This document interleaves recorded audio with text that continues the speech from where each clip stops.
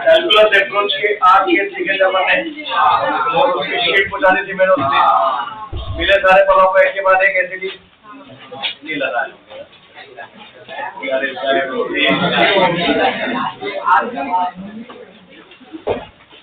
पहले पिछला हम लोग नहीं करना था। अब क्या होता है जैसे हमने पिछला नहीं किया था और जो उस दिन का था वो करना था, यानी कैलकुलेट करना चाहिए था, फिर एक्स्ट्रा टाइम निकालकर पिछला आपका जो छोटा वो करना चाहिए।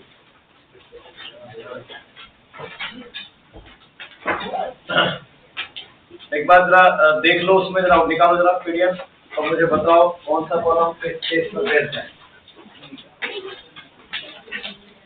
कॉपी में वो कैसे भी खोल के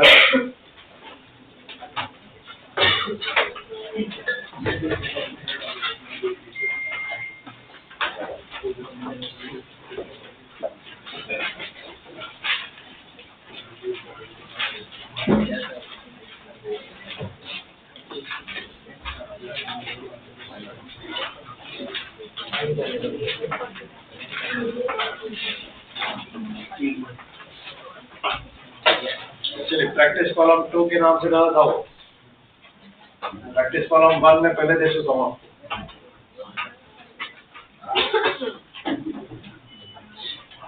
ओपन हो गया और कॉपी में नंबर देखते जाओ और बोलते जाओ मुझे नंबर 1 किस पर based. Question number 1, case number 1 कोई दिक्कत नहीं, फिर 2 बार डिफरेंशिएट करेंगे और एक्सप्रेशन आ जाएगा। Case number 2 question number 2 again 1, उसमें भी 2 बार डिफरेंशिएट करना है। Question number 3 v is the function of t दिया हुआ है, तो यानी इसमें निकालना, इसमें x निकालना है। तो केस नंबर 2 में देखो अपन ने a निकालना भी लिखा है और x निकालना लिखा है। x इंटीग्रेशन से आएगा, लिमिट लगाना, लिमिट की सुविधा दी है। देखो प्रॉब्लम में कि जब u t डैश की वैल्यू दी है, बाकी लिमिट की सुविधा पहली लाइन में दी है कि ओरिजिन से t = 0 चालू हुआ था, यानी जब t 0 था तो x भी 0। क्वेश्चन नंबर 4 अगेन 1, ध्यान रखना जैसे ये a0, a1, a2 लिखा है ना क्वेश्चन नंबर 4 में, तो ये सब क्या माने जाएंगे? कांस्टेंट। तो उनका कांस्टेंट का ट्रीटमेंट होगा। 5b1 6 से जुड़ा हुआ है, फटाक जल्दी से 5 6 कर दो, फटाफट जल्दी 5 6 दो।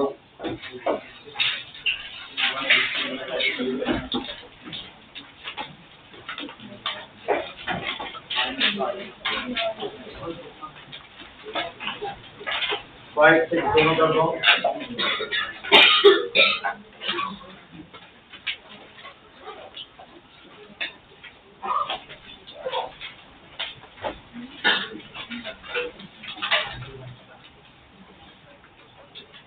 मैंने कहा था लास्ट टाइम इस साल थोड़ा और खर्चा चलने दो, हार्ड कॉपी निकालो जैसे पीडीएफ मिलता है, चलेगा इतना खर्चा।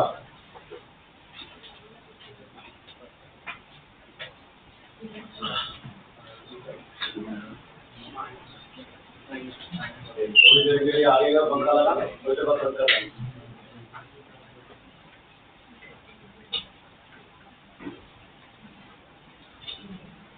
एक बार डिफरेंशिएट किया तो 5वां हो गया। और अब छठे में उल्टी कहानी है कि उस समय की पोजीशन निकालो जब वेलोसिटी 0 होती है। तो आपने वेलोसिटी का एक्सप्रेशन क्या बनाया? 2t - 5। तो पहले पता करो कि 0 कब होती है? 5/2 होती, 5/2 सेकंड पर। उस समय की पोजीशन निकालना है, मतलब x निकालना है। तो वापस x की जगह t की जगह यहाँ 5/2 रख के सॉल्व कर देंगे। छोड़ो क्वेश्चन नंबर 7 बोलो। अरे क्वेश्चन नंबर 7 और 8, केस नंबर 2,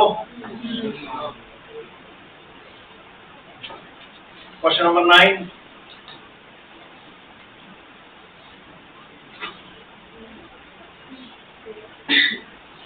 देखो क्वेश्चन नंबर 9, बताओ कौन सा केस? हाँ मतलब मेरे नंबर बताओ ना, कौन सा केस? नहीं हियर अरे क्या कर रहे हो, यहाँ क्या दिया है कॉलम में, b इक्वल टू 4/a दिया है ना, यानी a इक्वल टू 4/b हुआ ना, तो a is the function of b हुआ ना, ये तो 7 और 8 दो केस थे, उनमें से कौन सा लगेगा, टाइम का पैरामीटर दिया है यानी 7, तो इसको कर दो पूरा ऐसा नहीं, और इसमें रोकूंगा पूरा करो।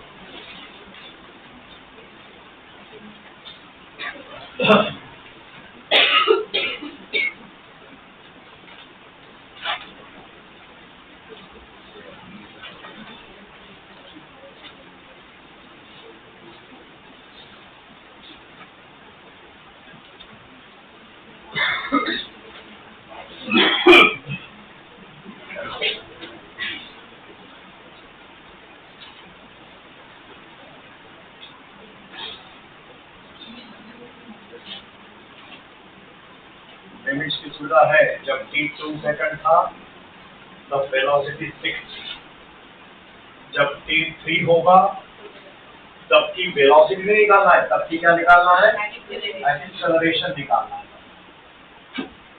यानी पहले क्या निकालोगे वेलोसिटी, फिर उसको दबाओ।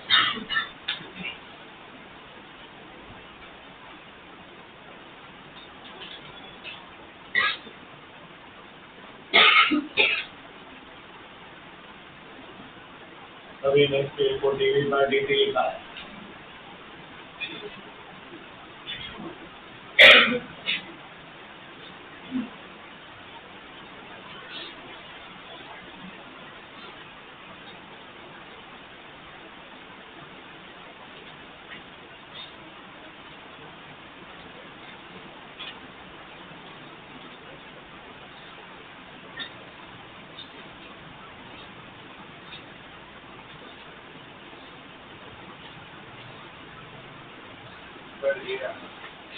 आ गया।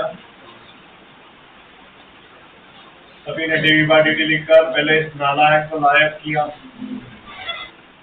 और फिर इंटीग्रेशन लगाया, लिमिट लगाई कि जब टाइम 2 था तो वेलोसिटी 6 थी, एट एनी या सीधे उसी प्रॉब्लम कर दो डायरेक्ट टी वाली कि एट t इक्वल टू 3 पर वेलोसिटी क्या होगी, तो b पावर 1 का इंटीग्रेशन b स्क्वायर बाय 2 सीधे लगाओ, upper limit minus b square minus 36/2 equal to 4t, upper limit minus lower limit 1, थोड़ा प्लान कर सकते हैं ना अपन, डिफरेंशिएशन की प्रैक्टिस बहुत हुई है आपकी। एक्चुअली ये प्रॉब्लम मैं नहीं करवाया था, अगर मैं लेता वैसे डिफरेंशिएशन के सभी ले लो ना, क्यों डिफरेंशिएशन के मैथ्स वाली प्रॉब्लम है, अपन पढ़ी किसके ले रहे हैं तो b square minus 36 equal to 8, b square equal to 44, यानी b इज रूट, ये तो b आया और हमें b नहीं निकालना है, हमें क्या निकालना है, तो अब a वाले एक्सप्रेशन वापस चले जाओ, a equal to 4 upon root 44 answer हो जाएगा, 44 को 11 इंटू 4 लिख दो, तो 4 बाहर आ जाएगा, ऊपर से कट जाएगा, 2 बाय रूट 11 हो जाएगा। अरे समझा, अरे सभी को इजीली हो रहा है ये सब, तो टफ नहीं बनाना है, कोई दिक्कत कहीं भी कंफ्यूजन तो पूछो अगर थोड़ा सा भी किसी को, डिफरेंशिएशन इंटीग्रेशन में कंफ्यूजन है क्या, लिमिट लगाने में, लिमिट बनाने में, हाँ बोलो लिमिट, वो प्रॉब्लम में लिखा था ना हम लोगों ने, मैंने तो क्या वो लिखा था कि if b is 6 when t is 2, ऐसा लिखा, यानी जब टाइम 2 था तब b 6, जब टाइम 3 होगा तब की भी निकाल लें तो a आ जाएगा, नहीं आया, लिमिट में कंफ्यूजन। क्वेश्चन नंबर 10 बोलो कौन से टाइप पर है, 6 t is the function of x है, ये भी कर दो अभी, t is the function of x,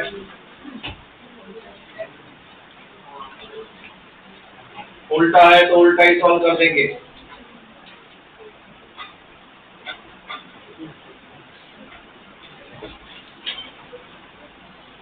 बोलो कौन से स्टेप में देख रहे हो, कुछ लो।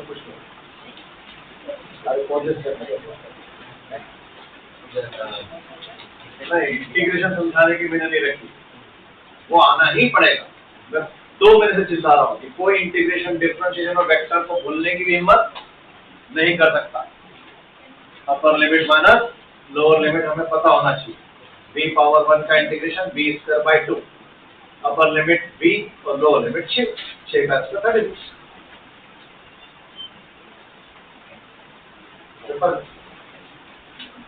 तुम समझ नहीं रहे हो धीरे धीरे क्या होने वाला है। इंटीग्रेशन और डिफरेंशिएशन है ना अपना बहुत बड़ा विकराल रूप लेगा, बेकार से कॉलम आने वाले हैं आगे। ये बच्चों वाले कॉलम है, जब पहले दिन सीखते हैं डिफरेंशिएशन और इंटीग्रेशन का फॉर्मूला।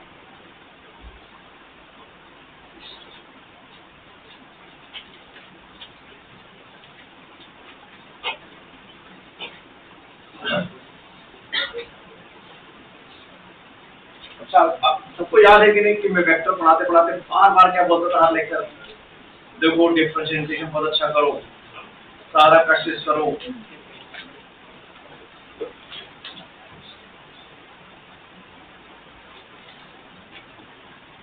टेस्ट में उल्टा दिया है तो सभी ने उल्टा सॉल्व किया, वो भी मैंने समझा रखा है। देखो मेरे केस में देखो मैंने क्या लिखा वहां पर, dt बाय dx करा है। तो इस कॉलम को इक्वल t के इक्वल में करो, t के इक्वल में करेंगे तो क्या हो जाएगा √3x बाय 3 प्लस 2, अब करो उल्टा ही dt बाय, तो वो b नहीं आएगा, वो क्या आएगा 1/b, √3 से नीचे √3 हो जाएगा और x का x के रिस्पेक्ट में 1, 2 का 0, अरे x का 1, 2 का 0 dt बाय dx। तो यानी b तो कांस्टेंट आ गई था है। अरे वापस उल्टा कर देंगे ना इसको, नहीं आया, निकालना क्या इसको, displacement when the velocity x root के अंदर है, अरे रूट के अंदर, सॉरी अरे √3 और x नहीं है, वो रूट के अंदर है पूरा, तो √3x प्लस 6 और उसके अपॉन में क्या आया 3 आया, तो ये हो गया √x अपॉन √3 और ये हो गया 2, अरे हुआ ऊपर का √3 काट के नीचे √3। चलो dt बाय dx, √x का डिफरेंशिएशन 1/2√x,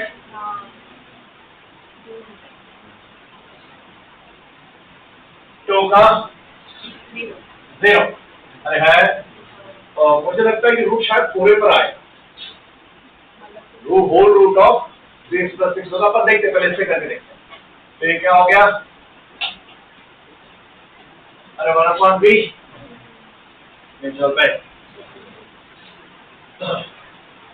अब अपने वो निकालना क्या है, displacement when the velocity is 0।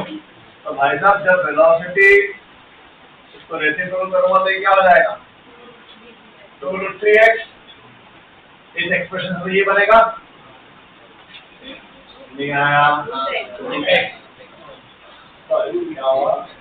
Upon √x, sorry upon into √x, यानी 2√3x, ऐसा लिख सकते हैं। तो जब वेलोसिटी 0 होगी तो उस समय तो x भी क्या हो रहा है 0 हो रहा है, नहीं बदले पड़ी, जब b की वैल्यू 0 रखी तो x भी कितना हो गया, बस कोई पूछा तभी कुछ आप बोलो, 11 का नंबर बोलो,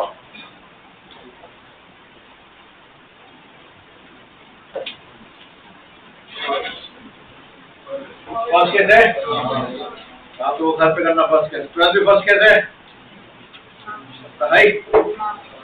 चलिए 13 और 14 जो है वो अपना 7 और 8 कैसे, और 13 में 7 लग रहा है और 14 में 8 लग रहा है।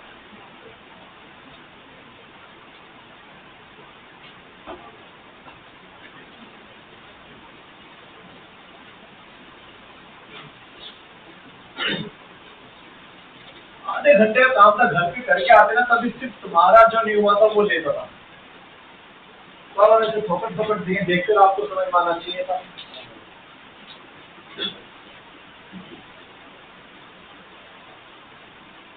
कल टेस्ट के बाद क्या बहुत बिजी थी क्या? हाँ घर पर रोटी वोटी बनाना हो, है ना। मम्मी ने कहा था प्याज व्याज काट के रखना बेटा। हाँ तो मूंगफली दाने सेक के रखना बेटा, दिनों में ज्यादा करी मूंगफली दाने की बनती है ना, वो देख रहा होगा। तुमसे कुछ काम भी नहीं करवाते घर पे, तुम्हें कुछ बोलते थे इतना डरते सब कि भैया सफाई कर दे थोड़ी सी। कोई काम नहीं, धाम नहीं, कहीं जाना नहीं, कोई कुछ कहे नहीं था। तुम्हें बोला होगा शक्ति से आटा लेकर आया था, पिता के लेकर आया था, बोलते क्या। अब हम लोग 25-25 किलो की पोटी को यहाँ कंधे पे लेके जाते थे शक्ति को पिसाने के लिए, और पढ़ाई भी करते थे। तुम्हें कुछ भी तो नहीं बोलते।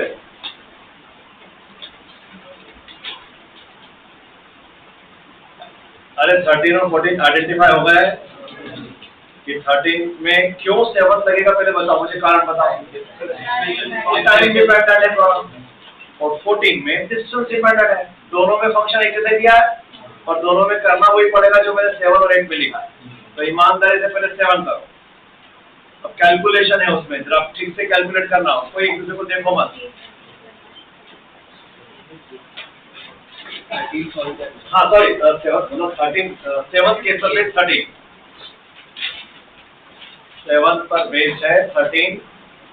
कैलकुलेशन है, जरा उल्टी सीधी वैल्यू दी है ना, दिख रही है ना 54 मीटर पर आवर, तो पहले उसको मीटर पर सेकंड में कन्वर्ट करो तो वो हो जाएगा 15 मीटर पर सेकंड।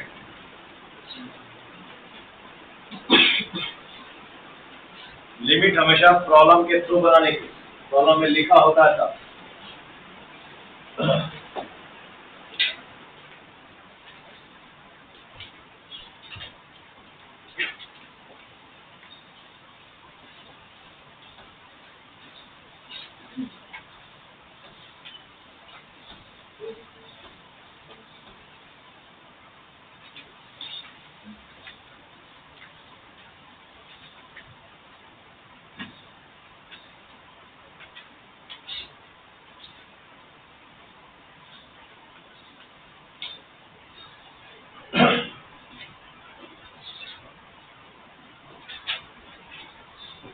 मन में सबको ये फीलिंग आ रही है कि हम टाइम वेस्ट कर रहे हैं एक साथ, कि भावना जगाओ कि घर पे करके आते तब हम सिर्फ डाउट में देते।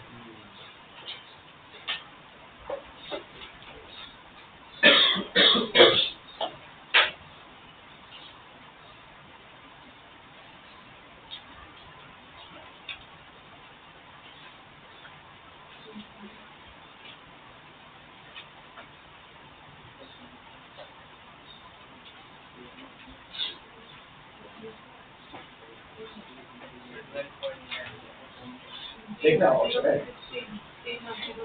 हाँ ऑप्शन है ना, 12.75 ऑप्शन है। तो जिनका हो गया 14 पे जाओ, उसको 8 पे देखो क्या लिखा था, वैसा करना। और जिनका 13 नहीं हुआ है वो इधर ही लिखना। ए की वैल्यू दी है 10/v+1 और ट्रेन स्टार्टिंग फ्रॉम रेस्ट, तो इसका मतलब t = 0 पर वेलोसिटी 0 थी, पोजीशन भी 0 थी। फिर बोला था वो टाइम निकालो after which the body attains the velocity of 54, यानी वो t निकालना है जिस t पर वेलोसिटी क्या हो जाएगी 54 बोले तो 15 मीटर पर सेकंड हो जाएगी। ये लिमिट हो गई 54 किलोमीटर पर आवर। तो सबसे पहला काम a को क्या लिखने का, dv/dt। फिर नालायक को लायक करने का, लायक बनाने का तरीका सबको पता है कि जो जिसका वेरिएबल हो उसी का फंक्शन साथ में होना चाहिए। तो क्रॉस मल्टीप्लाई करके आपने लायक कर दिया, जैसे लायक हुआ तो आपने इंटीग्रेशन किया, लिमिट बनाई कि जब t 0 था तो ध्यान ना, लिमिट किसकी बनाई जाती है, जो t के अंदर लिखा होता है उसकी लिमिट बनाई जाती है। तो यहाँ d के अंदर टाइम था तो उस समय v 0 है, हमें वो वाला टाइम पता करना है जब v 15 हो जाएगी, ऐसा लिखा सबने लिमिट। अब इंटीग्रेट करो। अब इसके बाद क्या है, मैथ की ना, ये बोल रहा हूँ फिजिक्स तो बस इतना से ही करना क्या होता है जो मैंने टेबल में बना दिया। इसके बाद तो सबको आना चाहिए। b पावर 1 का इंटीग्रेशन b स्क्वायर बाय 2 1 का b लिमिट 0 to 15 equal to 10t। Upper limit 15 square, यहाँ 15 दोनों में से 15 कॉमन लिया तो अंदर 15 बाय 2 प्लस 1, लोअर लिमिट तो 0 है तो 7.5 प्लस 1 8.5, तो 15 इंटू 8.5 अपॉन 10 आंसर हो गया। क्या हो गया बेटा? जब मैं समझा रहा तब तो कहा था। अरे पर ये तो 54 को मैं बार बार शुरू से 4 बार बोल चुका हूँ कि 54 दिया है तो ये 15 हो जाएगा। 4 बार में भी नहीं सुना तूने।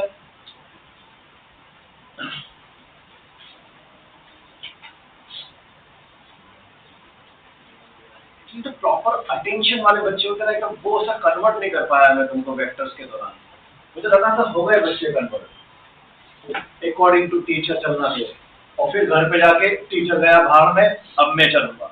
फिर वापस क्लास आए, वापस टीचर के अकॉर्डिंग, फिर घर गए, टीचर गया बाहर में, अब मैं चलूंगा। ऐसा बच्चा होना चाहिए बैलेंस्ड। घर पे अम्मी दादागिरी और क्लासरूम में टीचर की। अब वो अटेंशन बना ही नहीं पाएगा।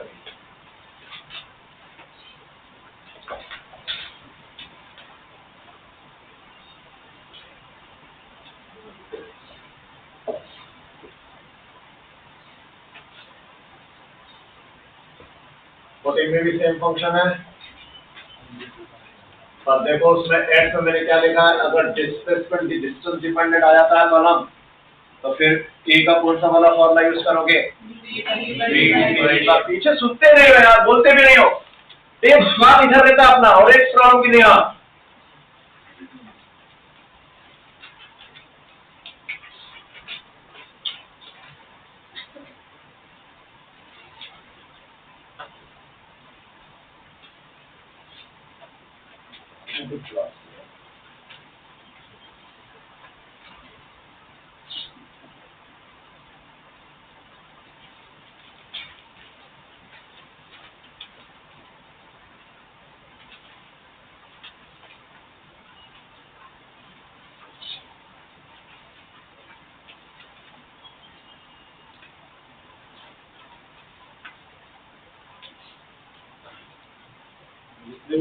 नहीं आया आज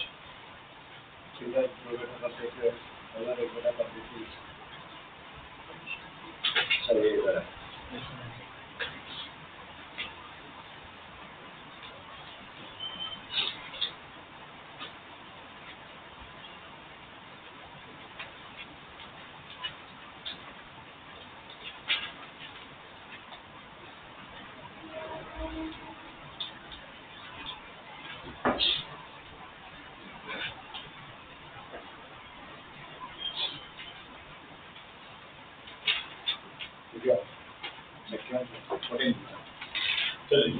नहीं हुआ होगा तो देखिए आप बी डीवी बाय डीएक्स लिखना था इसको। क्यों लिखना था समझ में आ गया? क्योंकि कॉलम डिस्टेंस डिपेंडेंट है और लिमिट की जगह क्या है, और इसमें भी राइट है। अरे इनिशियल तो यही है और फाइनल में क्या है, वही 50 नहीं करना है, पहले सेम है सब कुछ। चलो तो पहले था आपने नालायक को क्या किया, लायक। ऐसे कई लायक सुधारे आपने वहां जब आप बेसिक मैथ में डिफरेंशियल इंटीग्रेशन पढ़ रहे थे। बात हर दिन यही करना था उसको।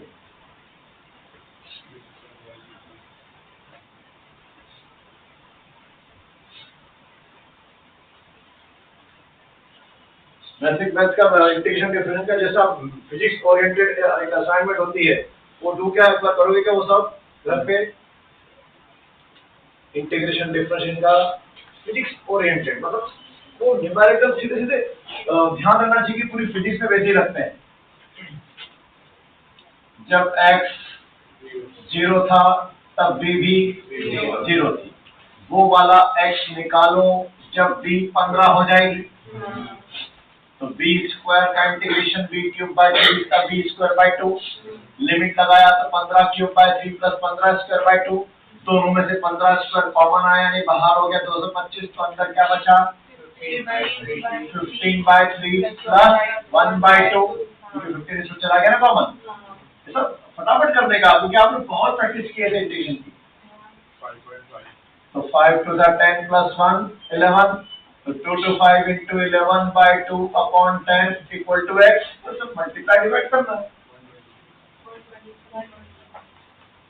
इसमें क्या देर लगा रहे हो, कौन सा तुम लोग ऐसा अजीब से चेहरे बना रहे हो कि हमको नहीं समझ में आ रहा है, क्या नहीं समझ में आ रहा है?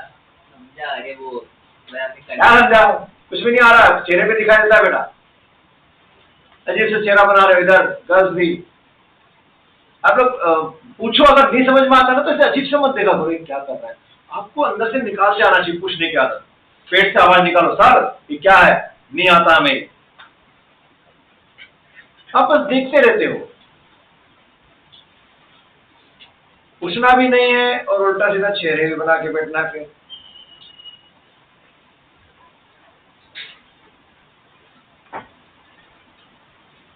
ये बात समझ में आ रही है इन दोनों में क्यों चिढ़ रहा हूं? अरे समझ में आ रहा है कि कौन सा लेवल है, एकदम बेसिक से भी नीचे का जीरो लेवल, जीरो से भी नीचे नेगेटिव लेवल है, क्योंकि इसमें कुछ भी घुमा फिरा कर नहीं दिया। छोड़ो दिन करने पहले बताओ 15 कौन से केस पर है? 15 शायद मैं करवा चुका हूँ, अपने मॉडल में से लिया था अपन सेम, अरे याद आ गया? चलो 15, उसके बाद आओ 16 कौन सा केस है? अब देखो ये है 16 थोड़ा घुमा फिरा, अब इसको करो, तो इसमें कोई भी मेथड डायरेक्ट नहीं लगी, थोड़ा सा जोड़ तोड़ करना पड़ेगा।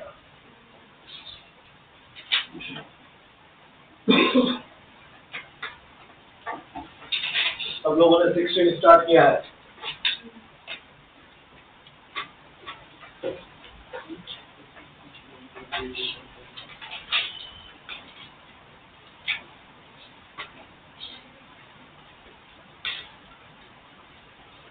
किसी के भी चेहरे पे ना वो खुशी दिखती ही नहीं कि हाँ ये तो केस पड़ा हुआ है, मैं कर रहा हूँ, मतलब टेंशन भर के कर रहे हो। कब बताया था तुम्हें, टेंशन क्यों दिखा रहे हो?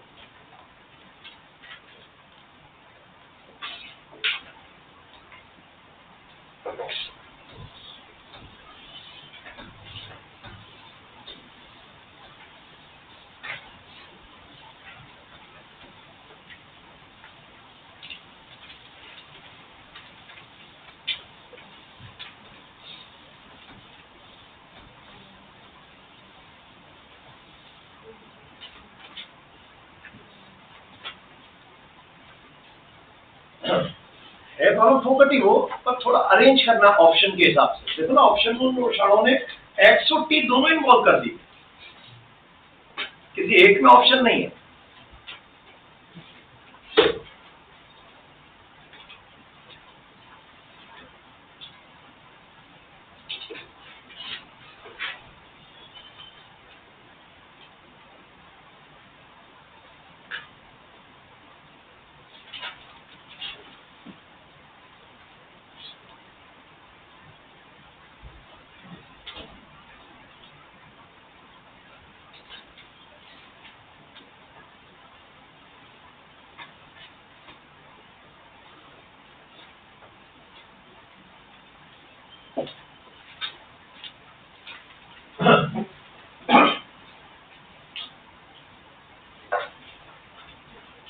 एक तरीका तो ये है कि इसको एनी हाउ कन्वर्ट कर ले फर्स्ट केस में,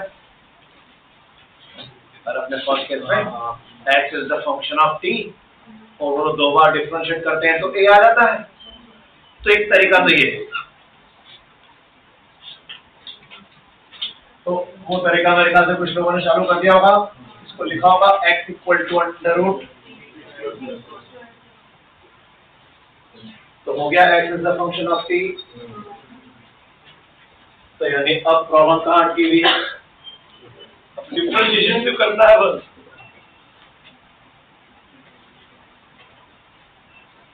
मेरा गोला मेथड याद है ना डिफरेंशिएशन का, वो गोला मेथड लगाया करो। तकलीफ कौन दे रहा है, किस पे लगाओगे गोला? इस पे गोला लगाने का, मन में क्या बनने का, t है x है, तो रूट x का डिफरेंशिएशन 1/√x। समझ में आई? गोला मेथड से करा करो, वो पूरा step to step chain rule लगाते बैठना।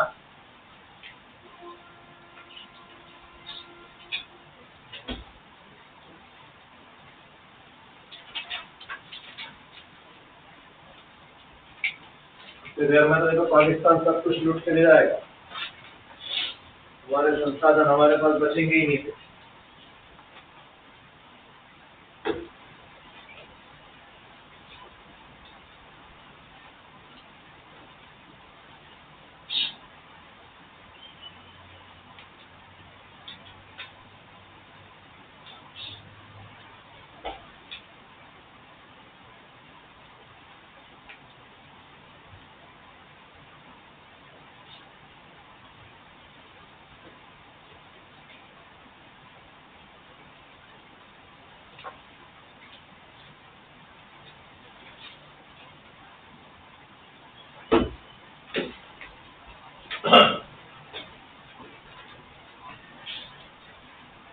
नहीं तो बाबा इतना लंबा नहीं है, डिफरेंशिएशन में क्यों टाइम लगा रहे हो?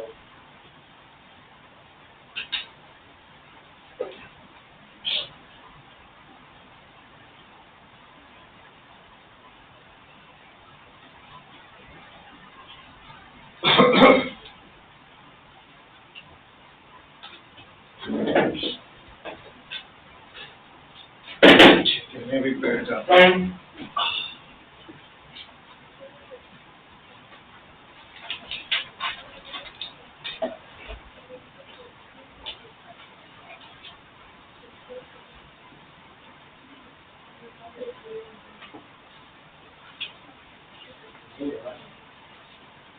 मेरे बताओ डिफरेंशिएशन हो गया 2 बार, अरे ए निकालना है तो 2 बार करना पड़ेगा, हुआ कि नहीं? तो ए तो आ गया इसका मतलब, पर अब दिक्कत ये हो रही है कि वो ऑप्शन से मैच, तो ऑप्शन के अकॉर्डिंग कन्वर्ट करो ना एक्स और टी में। वो तो मैथमेटिक्स हुआ ना कि एक इक्वेशन को किसी और में कन्वर्ट करना।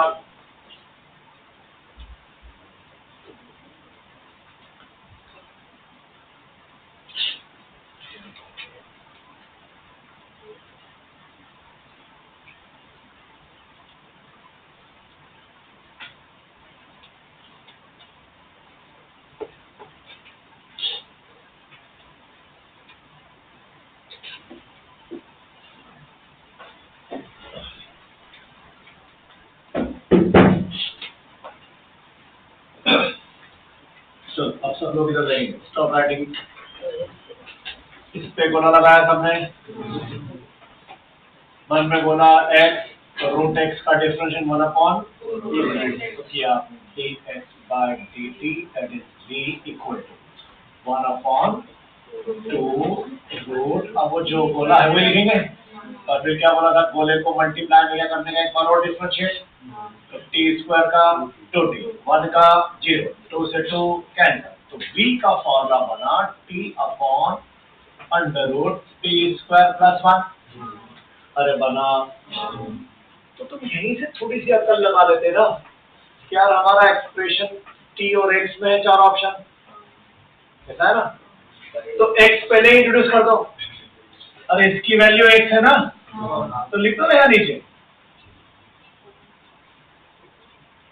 नहीं आया तो अच्छा, मान लो आपको नहीं ध्यान आया तो मैं आपके हिसाब से भी करता हूँ तो भी हो जाएगा, बस ये कि मैथमेटिक्स बढ़ जाएगा थोड़ा और बढ़ा दो, कोई बात नहीं, लिखे रहने दो इसी के। तुम्हें डिवीजन रूल लगाना है तो लगा देना, कोई बात नहीं।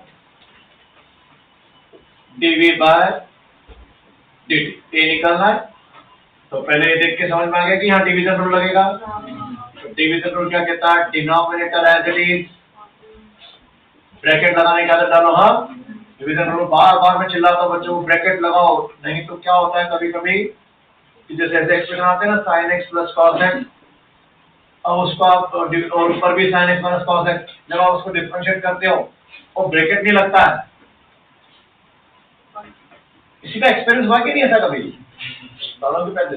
अच्छा अभी मेरे पास टाइम नहीं, छोड़ो इधर देखो, ब्रैकेट लगाने की आदत डालो। Denominator as it is differentiation of numerator 1 minus numerator as it is differentiation of denominator, तो इसका तो 1 अपॉन, अभी क्या ऊपर, अरे वही लिख देंगे, 2 से 2 होल डिवाइड बाय डिनोमिनेटर का, अरे लिखा, तो ये क्या हो गया, इसके अपॉन में 1 है, इसके अपॉन में t, वही है, एलसीएम ले लूं तो ये इधर आके मल्टीप्लाई होगा, तो t square plus 1 minus t square divided by under root t square plus 1 और ये टी स्क्वायर प्लस 1 पहले से ही है, फिर टी स्क्वायर गए। तो ये आया एक आंसर तुम्हारा। और ये चारों ऑप्शन में हमें नहीं दिख रहा है, ऑप्शन में किसके फॉर्म में दिया हुआ है, x और t के फॉर्म में, तो वो सामने रखने का। तो आओ इसको x और t में कन्वर्ट करें नीचे में। मतलब ये आंसर भी करेक्ट है पर ये कंप्लीट t के फॉर्म में है ना नीचे में। तो आओ x और t में इसको कन्वर्ट करते हैं। अंडर टी स्क्वायर प्लस 1 तो x है और ये x स्क्वायर है, तो ये x और ये x स्क्वायर मल्टीप्लाई होके क्या हो जाएगा, एक तो इस तरह से भी आंसर लिख सकते हैं, अरे लिख सकते हैं, खैर वही ऑप्शन में आ गया ना। बस और भी वैरायटी हो सकती है कि एक्स मिक्स के साथ भी है, किसी और बुक में भी मिलेगा एक क्वेश्चन। हाँ सर आपने v = t/x करके दिया था, वो बार एक बार मुझे नहीं आ रहा। v =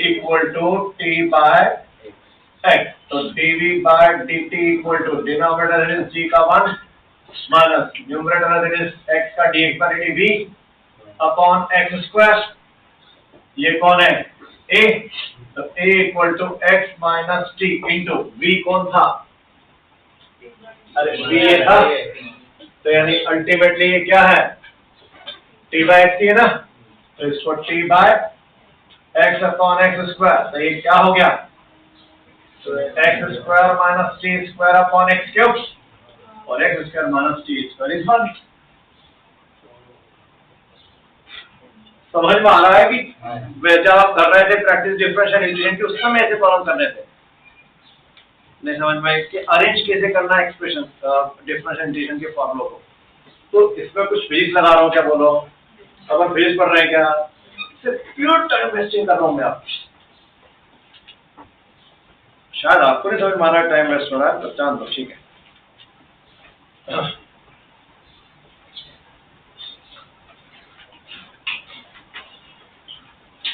बोलो ना, क्या अपन इस चीज को सीखने के लिए आज बैठेंगे क्या, आज से 4 महीने पहले हमने क्लास चालू की, 3 महीने पहले, और आज भी हम ये चीज सीख रहे हैं कि एलसीएम कैसे लेना।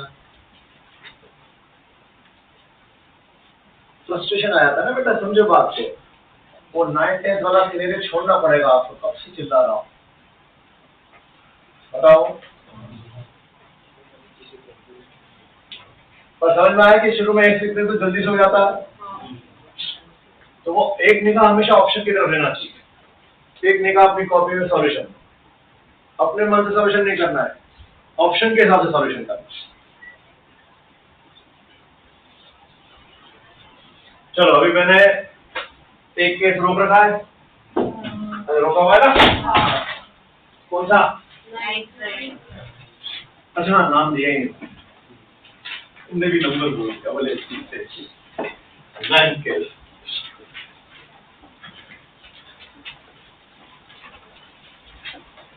नहीं मैंने नाम दिया था यार, तुम नाम क्यों नहीं बोले, मैंने नाम बताया था, मैंने कहा था मैं पैरामेट्रिक बताऊंगा मैं, आपने किया था डिफरेंशिएशन में पैरामेट्रिक डिफरेंशिएशन, इम्प्लिसिट डिफरेंशिएशन, तो इम्प्लिसिट का एक फॉर्म होता है पैरामेट्रिक। तो हटाओ ये, अरे मतलब जो हमारे मेन वेरिएबल किसी और के ऊपर डिपेंडेंट हो, पैरा, जैसे बचपन में पैरामीशियम नाम सुना था बायोलॉजी में, वो पैरामीशियम क्या होता है,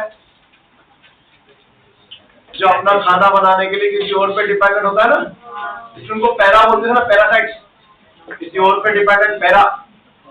ऐसे यहाँ पर हमारे दोनों मेन वेरिएबल एक्स और वाई जो होंगे वो किसी और पे डिपेंड कर रहे होंगे। देखो अब इसको ध्यान समझो, इसके क्वेश्चन बहुत आते हैं अपने जेईई में, अपन अभी इरोडो के कॉलम करेंगे, उसमें भी सारे लगभग क्वेश्चन पैरामेट्रिक ही हैं और इम्प्लिसिट, बस इन दो पे चलते कौन अपने अच्छे। तो केस नंबर 9 का हेडिंग दो, पैरामेट्रिक इक्वेशन, पैरामेट्रिक इक्वेशन इसको बन जाती है, हेडिंग बन जाती है पैरामेट्रिक इक्वेशन।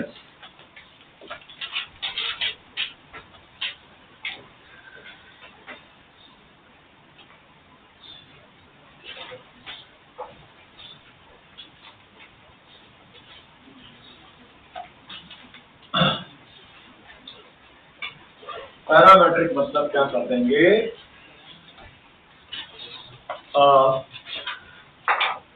मैथ्स में आपको वो वाला पार्ट हो गया ना, ग्राफिकल अंडरस्टैंडिंग, ग्राफिकल अंडरस्टैंडिंग हुआ है, how to sketch graph, how to sketch graph. मैं इधर कोने में बहुत बहुत इंपॉर्टेंट टॉपिक पढ़ा रहा हूँ, अच्छे से समझना। ये मेरा राठौर तरीका है, गांव वाला तरीका, कैसे पहचानना गांव इक्वेशन को कि यार ये इक्वेशन किसकी। तो तुम्हें मैथ में भी काम आएगा जब मैथ में कोऑर्डिनेट ज्योमेट्री चालू होगा ना। जब मैथ में एलिप्स चल रहा है तो आपको पता है सारी की सारी कॉलम किसकी हैं, एलिप्स की हैं। जब पैराबोला चल रहा है तो सारी कॉलम पैराबोला है, सर्कल चल रहा है तो सारी कॉलम सर्कल की है। न्यूमेरिकल में लिखा आ रहा है कैसा कि ये पैराबोला का कॉलम है कल्लू, ये एलिप्स का कॉलम है कल्लू, ऐसा लिखा आएगा क्या। हाउ टू आइडेंटिफाई डायरेक्टली, पूरा मैथ में जैसा स्टेप टू स्टेप करते वैसे नहीं करेगा, अपनी फिजिक्स में इतना टाइम ही नहीं। तो उसका एक गांव वाला तरीका है, बहुत सटीक मेथड है, मैक्सिमम पावर मेथड।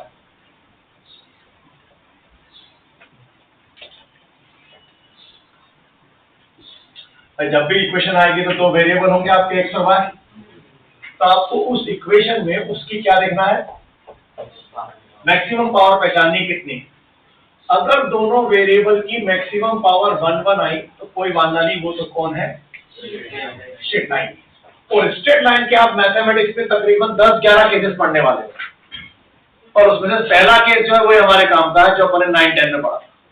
उसका दामन कभी छोड़ना ही नहीं। 9-10 में कौन सा पढ़ा था अपने, y = mx + m स्लोप होता था, c इंटरसेप्ट होता था। दुनिया की हर कॉलम इतने ही करेंगे, मतलब वही भी पैसा भी क्वेश्चन आ जाए, लिखा है कि 2x - 3y = 5, तो आप उसको उसमें कन्वर्ट करो पहले कि y = -2/3x + 2/3x - 5/3। अरे कर दिया कन्वर्ट, तो समझ में आया, slope positive and intercept is negative, तो ग्राफ बन गए। पॉजिटिव स्लोप एक्यूट एंगल की line, intercept negative, negative intercept acute angle की लाइन के लोग ग्राफ बनते। नहीं समझ में आई। तो ये 9-10 वाला तरीका कभी भूलना ही नहीं, स्लोप पहचान और इंटरसेप्ट देख, उसके हिसाब से स्ट्रेट लाइन तैयार हो जाएगी। क्लियर। तो स्ट्रेट लाइन की प्रॉब्लम तो दुनिया में हर बच्चा कर लेता, सबको आती है, कोई वांधा नहीं। सेकंड, अगर दोनों में से किसी एक की मैक्सिमम पावर 1 और दूसरे की मैक्सिमम पावर 2 मिल गई, तो भाई साहब ये हमारी मैथमेटिक्स में पैराबोला हो गए, कहीं हो गई है। जब आप मैथ्स में पैराबोला, आपको मैथ्स फैकल्टी पढ़ाएगा तो वो 4 तरह के स्टैंडर्ड पैराबोला पढ़ाने वाला है। एक जो पॉजिटिव एक्स की तरफ घूमने वाला होगा, एक जो नेगेटिव एक्स की तरफ घूमने वाला होगा, एक जो पॉजिटिव वाई की तरफ घूमने वाला होगा, एक जो नेगेटिव वाई की तरफ घूमने वाला होगा। वो बकायदा इन चारों की इक्वेशन तुमको डिराइव करके देगा। डिराइव ना हो तो पहले करवाना है ना, उससे कुछ अच्छे टिपिकल प्रॉब्लम बनते हैं। माना कि 95% प्रॉब्लम में डेरिवेशन का जरूरत नहीं पड़ता, पर वो 5% में तो पड़ता है, और वही कहीं ना कहीं एडवांस बनती है, समझ में आया। तो डेरिवेशन सारे करवाने का। तो यहाँ पर जब वो डिराइव होगी तो उसकी इक्वेशन कुछ इस प्रकार से डिराइव होकर आएगी, y² = सब कांस्टेंट है, इसकी कुछ इस प्रकार से आएगी -k, इसकी कुछ इस प्रकार से आएगी +ky, इसकी कुछ इस प्रकार से आएगी दूसरे को -q। तो मैथ तो जाए भाड़ में, आप ये सब मैथ में करते रहना, मुझे कोई मतलब नहीं, मैं तो मेरी फिजिक्स के हिसाब से करता हूँ। पैराबोला हमेशा उधर की तरफ घूमने वाला होगा जिसकी पावर 1 होगी, जिसकी पावर, बोलो यहाँ पावर 1 किसकी है, +x की, इससे +x की ओर घूमने वाला है। पावर पावर बस एक गाँव वाला तरीके से ध्यान रखो। अपने को ग्राफ बनाना, अपने को कौन सी रिसर्च करनी मैथ की, नहीं आया। मतलब जैसे क्वेश्चन आया कि बॉल एक हाइट से गिरा दी, IIT 2000, मैंने कहा जी एडवांस का, उस समय एडवांस थी, उस समय उसको मेंस बोलते थे, और जो मेंस थी उसका नाम था IIT स्क्रीनिंग। एक हाइट से बॉल छोड़ दी, जमीन पे टकराई, h/2 तक उठी। इसका मतलब टकराते समय क्या हो गया, एनर्जी का लॉस हो गया, इसलिए वापस उतनी हाइट तक नहीं उठी ना, h हाइट से गिरी और h/2 तक ऊपर आ गई, एनर्जी का लॉस हुआ होगा। यानी टकराने वाली वेलोसिटी से लौटने वाली वेलोसिटी कम रखनी है ग्राफ में। क्वेश्चन आया था draw the graph velocity height graph, VH graph बना। चिंता नहीं, मैं ग्राफ डिटेल में पढ़ूंगा जब मेरा ग्राफिकल एप्रोच चालू होगा, सारे चारों चैप्टर करूंगा, पर चूंकि यहाँ पैरामेट्रिक में शुरू में लगेगा इसलिए पैरामेट्रिक को समझाने के लिए बता रहा हूँ। VH ग्राफ बनाओ तो सबसे पहला तो भाई फिजिक्स लगाओ, स्टार्ट तो फिजिक्स से होगा ना। तो जिंदाबाद हमारी अर्थ इक्वेशन ऑफ मोशन, पढ़ी ना हमने V और H का संबंध। तो मैथ्स का रूल कहता है कि फ्रैक्शनल पावर में कभी इक्वेशन नहीं देखी जाती। कौन सी पावर होना चाहिए, ऑल ओवर पावर। पहले फ्रैक्शन हटाओ तो समझ में आया h की पावर 1 है और v की पावर 2x और y, तो ये पैराबोला है। नहीं समझ में आई, ये ग्राफ पैराबोलिक बनेगा। और ये बहुत बेकार क्वेश्चन होते हैं, हर स्टेप पे गड़बड़ है। अब याद अगर आ भी गया पैराबोला है, चलो ये भी याद आ गया कि हाँ भाई जिसकी पावर 1 होती है उधर घूमने वाला होता है, तो ऑप्शन दिखेगा आपको हाइट एक्सिस की ओर घूमने वाला। मतलब धज्जियां उड़ा दी फिजिक्स की। आपको मैथ फिजिक्स अल्टरनेटिव लगाना पड़ेगा। आपने मैथ तो लगा दिया वापस, नहीं पहले फिजिक्स लगाई फिर मैथ लग गया, पर वापस फिजिक्स लगानी है कि भैया ग्राफ किस चीज का है। बॉल जब छोड़ी थी तो वेलोसिटी कितनी थी, 0 थी ना, पर हाइट कितनी थी, तुम्हारे हिसाब से क्या हो गया, वेलोसिटी भी 0 हाइट भी 0। Happy birthday. समझ में आया कि कैसे होंगे लफड़े। जब ग्राफिकल अप्रोच पे चालू करूंगा तो जो तरीके में दिखाऊंगा बस उसको फॉलो करना, और हाथों हाथ सेम डे होमवर्क करोगे तो याद आएगा। 2 दिन बाद नहीं याद आता, सब बासी हो जाता है। कोई दिक्कत तो ग्राफ हमेशा मैं लिखाऊंगा वहां पर के always first decide the starting point. तो आपकी फेनोमेना में देखा आपने V0 है और H है, तो ग्राफ H से शुरू होगा ना, नहीं चल में कोई दिक्कत। चलो अब बॉल कहां जा रही है, वेलोसिटी क्या होती जा रही है, इंक्रीज, हाइट क्या होती जा रही है, तो पैराबोलिकली वेलोसिटी बढ़ाऊं और हाइट घटा दूं, वेलोसिटी बढ़ाऊं और हाइट घटा दूं, ऐसा एरो आएगा। हाइट एक्सिस की ओर सिमेट्रिक है, पहले पड़ी, अब कहां पहुंच गई, ग्राउंड पे। टकराते से ही वेलोसिटी का क्या हो गया, एनर्जी का क्या हो गया, लॉस। यानी टकराने वाली वेलोसिटी से लौटने वाली कम है। पर क्वेश्चन है velocity height graph, speed height नहीं, ये भी ध्यान देना पड़ता है। वेक्टर क्वांटिटी तो डायरेक्शन का ध्यान दो। तो यानी ये गिराते हैं डिसकंटिन्यूअस ग्राफ। मैं टाइप पढ़ूंगा डिसकंटिन्यूअस ग्राफ को ब्रेक करना, कि जैसी डायरेक्शन बदलेगी उसी इंस्टेंट पे ब्रेक करना पड़ेगा। तो पहले तो हमने वापस गलती कर दी है एक बारी, पहला ऑप्शन दिखेगा, दूसरा तीसरा ऑप्शन ये भी, पर फिर गलती हो गई। हमने शुरू में ध्यान नहीं दिया कि उसकी डायरेक्शन ऑफ मोशन किधर है, डाउनवर्ड। तो ये तो नेगेटिव डायरेक्शन हुई ना, तो आपने वेलोसिटी को पॉजिटिव में बढ़ा दी ना। समझ में आया कितने लोचे होंगे आगे, यही कुछ रहा है तो कुछ तो गड़बड़ होगी ना। नहीं, जब प्रॉब्लम में कोई अजम्पशन कुछ लिख के दिया है कि डाउनवर्ड को प्लस देना है कि माइनस देना है, तो फिर जो स्टैंडर्ड रूल है वो लिया जाएगा कि डाउनवर्ड नेगेटिव, अपवर्ड न्यूट्रल पे। चलो अब टकराने के बाद, ये तो टकराने वाली वेलोसिटी डायरेक्शन है, और टकराने के बाद डायरेक्शन किधर हो गई, ऊपर, यानी पॉजिटिव हो गई ना। तो ग्राफ को ब्रेक करके ऊपर ला, उसी इंस्टेंट पे लाना पड़ेगा। पर टकराने वाला वैल्यू बड़ा रखना है और लौटने वाला वैल्यू थोड़ा छोटा करो यहाँ पर। अब वेलोसिटी क्या होती जाएगी, घटेगी, और हाइट क्या होती जाएगी, बढ़ रही है, कब तक, h/2। तो पैराबोलिकली वापस h/2 तक ले आए, कैंसर होगा। चलो समझ में आ रही कहानी। पर ये आइडेंटिफाई नहीं होगा एक गाँव तरीके से, तो ये सब तो बहुत दूर की बात हो जाएगी ना। इसलिए ये आइटम समझो जो बता रहा हूँ, मैंने आइडेंटिफाई करना, how to sketch the graph, physics बात पे लगा लें। ये 2 तरीके तो दुनिया में हर बच्चा कर लेगा, गड़बड़ होती है तीसरे तरीके। यहां तो सबको पता है इतना। अगर दोनों की मैक्सिमम पावर 2 आ गई तो आपकी मैथमेटिक्स में 2 पावर वाले 3 आइटम पढ़ने वाले हो। सर्कल, एलिप्स, हाइपरबोला, तीनों में। हाइपरबोला में भी 2 पावर, एलिप्स में भी और सर्कल में भी। तो उसका मैंने जो तरीका बनाया आपको इससे आइडेंटिफाई करना, वो मैथ वाला तरीका छोड़ना। अगर मैक्सिमम पावर 2 है तो पहले मैक्सिमम पावर वाली टर्म्स को किसी एक तरफ करें, एलएचएस में, या जब एक तरफ आ जाए तो उनकी 2 चीजें दें, उनके कोएफिशिएंट और उनके साइन। अगर तेरी कॉलम में उनके कोएफिशिएंट भी सेम मिले और उनका साइन भी क्या मिल गया, सेम, तो भाई साहब इस दुनिया में वो सर्कल ही है, इसके अलावा और कोई हो ही नहीं सकता, ग्राफ सर्कुलर होगा। और अगर कोएफिशिएंट डिफरेंट मिल गए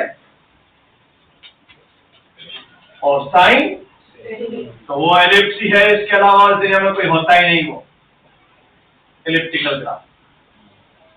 और कोएफिशिएंट कुछ भी हो, सेम हो या डिफरेंट हो, पर अगर साइन ही क्या मिल गया है, मतलब एक प्लस की टर्म और एक वो 2 पावर वाली, तो 100% फिर वो कौन है, माइंड इट। सिर्फ 2 चैप्टर है जहां पर हाइपरबोलिक ग्राफ आने वाला, कोई से बाकी सारे 34 चैप्टर में कहीं हाइपरबोला आएगा ही नहीं। वो तो बताओ वो कहां पर है, जो वो चैप्टर साइन, और जो उनपे एक लाते हैं, मतलब एलिप्स के दोनों पार्ट को यहां से काटो, वाई एक्सिस से पलट दो, तो वो कहलाता है हाइपरबोला। आई होप ध्यान रहेगा, याद हो गया अभी के भी हाथों हाथ। और 1 1 1 2 तो याद नहीं करना है, सिर्फ 2 2 का ध्यान रखना है। 2 2 पावर वाली टर्म्स को एक तरफ लेने के बाद क्या देखना है, कोएफिशिएंट और इनको देखने में क्या 2 या 3 सेकंड ज्यादा लगेंगे, फटाफट हो जाएगी कॉलम। चलो आ जाओ पैरामेट्रिक यहां पर। अब पैरामेट्रिक का कॉलम देखो कैसा होता है। पैरामेट्रिक बताओ, हमारे मेन दोनों वेरिएबल जो है एक्स और वाई, वो किसी और पे डिपेंड कर रहे हैं, तो आपको कॉलम में एक्स कोऑर्डिनेट भी उसका फंक्शन ऑफ टाइम दिया है और वाई कोऑर्डिनेट भी उसका फंक्शन ऑफ टाइम दिया है, दोनों अलग अलग फंक्शन है। कोई दिक्कत? तो जो अभी अपन ने लास्ट कॉलम की थी उसके आगे की 3 कॉलम देखो।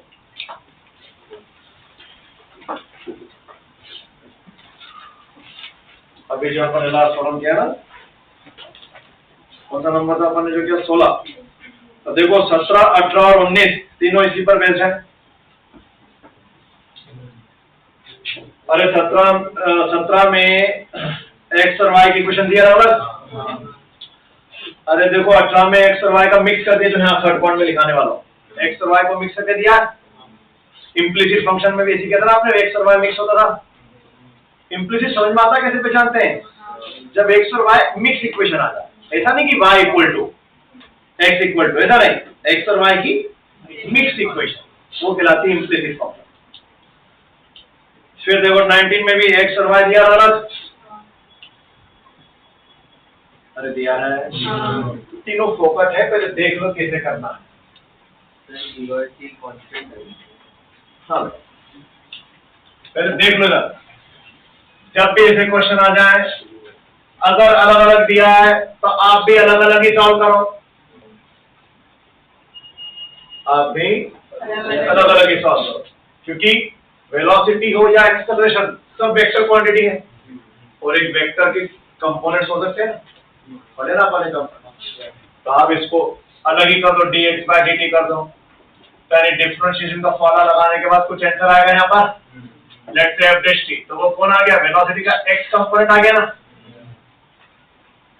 ऐसे इसको भी टाइम के रिस्पेक्ट में डिफरेंशिएट कर दो, तो वो वेलोसिटी का कुछ ना कुछ जीडीएसटी आंसर आएगा।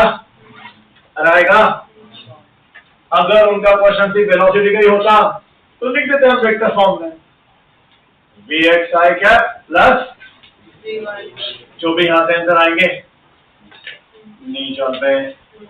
और अगर मैग्नीट्यूड में होगा 4 ऑप्शन तो vx² प्लस, प्रॉब्लम यही खत्म हो जाएगी। और अगर क्वेश्चन एक्सेलरेशन का आ रहा है तो फिर इसको एक बार और dvx/dt that is d2x/dt square that is x component of acceleration। तो इसका डबल डिफरेंशिएशन से कुछ आंसर होगा, तो उससे x आ गया। सेम वे ay क्या हो जाएगा, dvy/dt that is double differentiation of y g double dash t। और अगर चार ऑप्शन वेक्टर फॉर्म में दिए होंगे तो वापस a equal to x i cap a y j cap, और अगर मैग्नीट्यूड फॉर्म में होंगे तो under root plus a y square. अरे होगा, तो प्रॉब्लम यहाँ खत्म हो जाएगा। और अगर क्वेश्चन आ गया कि भैया बताइए आर्टिकल के पाथ का नाम क्या है, कौन से पाथ पे चल रहा है, स्ट्रेट लाइन पाथ पे चल रहा है कि पैराबोलिक पाथ पे चल रहा है कि सर्कुलर पे कि एलिप्स पे कि हाइपरबोलिक, तो उसको पहचानने का तरीका तो ये है ना कि सबसे पहले क्या बनानी पड़ेगी एक्स और वाई में, और एक इक्वेशन बनानी पड़ेगी। जब तक एक्स और वाई में इक्वेशन नहीं आएगी तब तक काम हो पाएगा क्या? तो इसका मतलब इसमें सबसे पहले क्या करोगे, दोनों इक्वेशन में से first of all eliminate T. Time को क्या करना पड़ेगा, क्या फिजिक्स लगाओगे उसमें, अरे मैथ करेगा ना।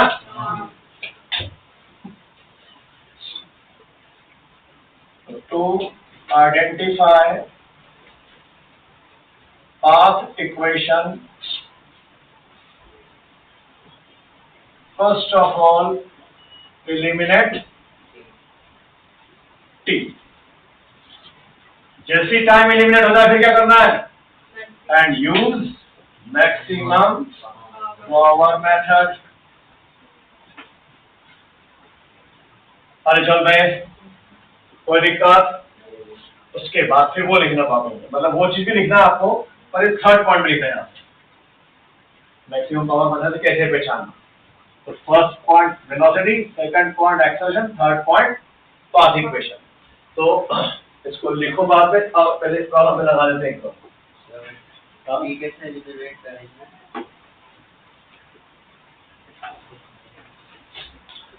मैथ से ना यार, दो इक्वेशन है, टी यूनिट कर, अरे कुछ भी कर, मैथ के बहुत सारे तरीके हैं।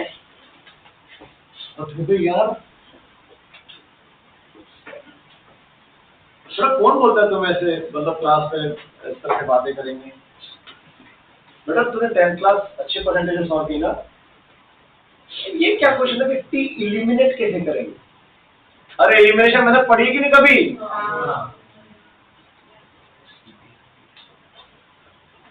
उसको सीरीज लगाओगे क्या? यार प्यारे बच्चे हैं यार, क्यों दूसरों से इंस्पायर हो रहे हो? बट अपनी अक्ल लगाओ बस। मुझे पूछना है तो मैं पूछूंगा, अदरवाइज नहीं, मुझे नहीं समझ में आएगा। किसी के भी कुछ भी कहने से आप कुछ भी कर रहे हो यार, पागलपन कहते हैं। नहीं क्या था मुझे नहीं समझ में आया बेटा, एक बार या तो वाकई में तो कुछ ना कुछ और चाहता होगा शायद, तो कुछ और लिया शायद। नहीं क्या नहीं समझा उसमें, मेरा दिमाग नहीं चला, पता नहीं ऐसा क्या अब समझ में आ गया तेरे? आई रियलाइज स्टूपिड होता है। नहीं तो समझ में क्या क्या वही तो पूछ रहा था, तो समझ में क्या आ गया? रैंडमली क्लिक होता है। अरे नहीं बेटा, कुछ समझा तभी तो तूने हाँ किया, मैं तो समझ में आ गया। आपने बोला तो मैंने नहीं समझाया कुछ भी, तो वो तो पहले ही बोला था जब मैं बोल रहा था कि देन यूज द मैथमेटिक्स में कोई फिजिक्स नहीं लगने वाला। आई डोंट नो क्या नहीं समझ में आया था और आप क्या समझ गए। तो 19 क्वेश्चन पर आओ। 19 में क्या दिया है, मोर देन 1 में है, पहले देख लो फिर इसको लिखना सबको।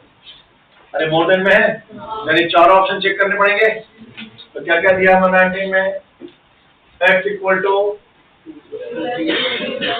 प्लस 2t प्लस और y equal to 4t plus 80 square. एक उस दिन इन्होंने कही थी बहुत अच्छी बात, कुछ तो है आप लोग पर तू कही थी ना एक बढ़िया प्यारी प्यारी बात। हाँ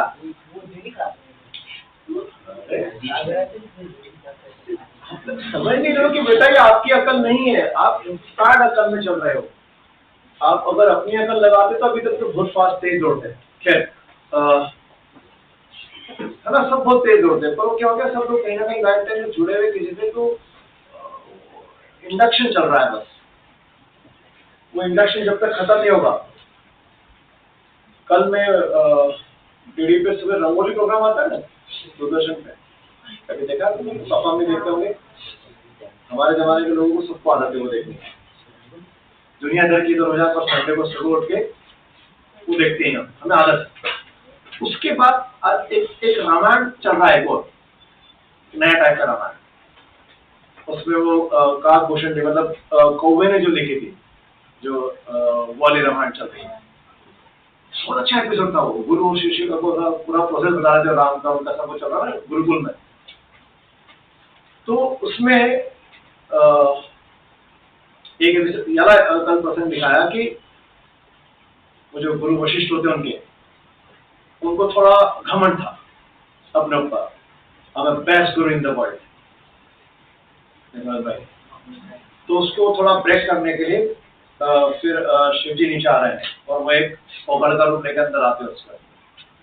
और वो जब हो गया 100 कोशिश, तो अल्टीमेटली वो जीत गया उनसे युद्ध में, और फिर बोला कि अब 2 दिन तक ये पूरा आश्रम बच्चे मेरा सुनेंगे, बस मैं पढ़ूंगा, आई विल टीच देम। तो बच्चों को टीच करते समय ये सबसे पहले क्या टीच किया उसने, बोले तुम लोग बैठोगे, तुमको मट्ठा पिलाता हूँ। और वो गुरु वहां से मट्ठा बनवाया एंड मट्ठा देना शुरू किया सबके गिलास में। डालते जा रहा, ढूंढते जा रहा, बच्चे तीसरे जा रहे हैं, फिर हटा, फिर दूसरे को दिया, उसको भी डालते रहा, ढूंढते जा रहा। तो उसको ये मैसेज दिया उसने पहले बच्चों को कि पहले तुमको अपना प्रीवियस नॉलेज हटाना पड़ेगा, तब नया नॉलेज डाल पाओगे ना। अगर किसी को यूट्यूब पर उसका वो मिलेगा एपिसोड तो देखना जरूर कि प्रीवियस नॉलेज को पहले आपको क्या करना पड़ेगा, तो नया नॉलेज भरेगा ना, फिर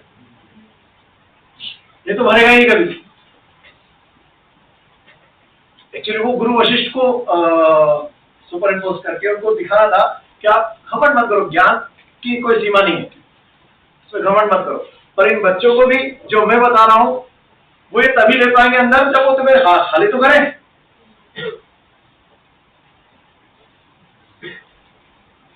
तुम लोग कोई भी मूवी या कुछ भी देखते हो तो उसके पीछे का कुछ एक साइलेंट मैसेज पकड़ते हो कि बस एंटरटेन होके निकल लेते हो? या तो देखा ही मत करो, और देख रहे हो तो हर जगह बेकार से बेकार भी अगर आदमी होगा ना डायरेक्टर, कुछ ना कुछ एक मैसेज छोड़ता है। खैर जान दो, शायद अभी समझ में आएगा मैं क्या बोला। क्या उससे तीसरी का हटाना पड़ेगा, वो इंटेंशन सब भरा हुआ 9-10 का कि साले मेरा आप पकड़ ही नहीं पाते हो, मेरा नॉलेज ले ही नहीं पाते हो, भरा नहीं सरा नहीं हमें नहीं लेना, तो ये पकड़े से हरकत है। चलो कोई बात। एक्स किया है, वाई दिया है, पहले बताओ प्रॉब्लम को पहचानना, 19 को देखकर समझ में आ गया कि ये इसके पर बेस है, ठीक है। अब देखो 2 ऑप्शन उसने दिए पास के, और 2 ऑप्शन दिए हैं एक्सेल, तो इसका मतलब सारी स्टेप करनी पड़ेगी। अरे ये वाली स्टेप भी करनी पड़ेगी और ये वाली स्टेप भी, तो आप पहले करते हैं। इसका पहले एक बार डिफरेंशियल बोलो, क्या आएगा, जल्दी बोलो, 2 + 8, दोबारा करो 8, इसका करो 4 + 16, दोबारा करो 16, अरे आया, ठीक। तो एक्सेलरेशन का आंसर आ गया वेक्टर फॉर्म में, 8 आ गया + 16। वास्तव में तो कांस्टेंट है, टाइम पे डिपेंडेंट ही नहीं है, तो एक ऑप्शन तो तय हो गया। कौन सा सही हो गया बोलो, सीओडी में, सॉरी बीओडी में, यूनिफॉर्म एक्सेलरेशन। अरे यूनिफॉर्म है। अब बाकी 2 में क्या पहचानना है, पाथ पहचानने के लिए मैंने क्या लिखवाया, anyhow you have to eliminate t, वो मैथ से सोचना पड़ता है। अब इन दोनों में से t को क्या करना है तुमको, तो मुझे मालूम है इससे बड़े वाले बंदम होंगे, शायद सोच के ले जाओगे पर नहीं कर पाओगे।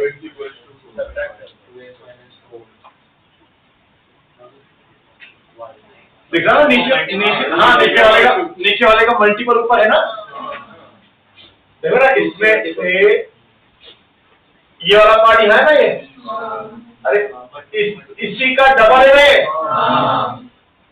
दिखा तो डबल एलिमिनेट हो गया वो, यानी x को मैं 2 + 2y लिख सकता हूँ, अरे इसका डबल है ना ये,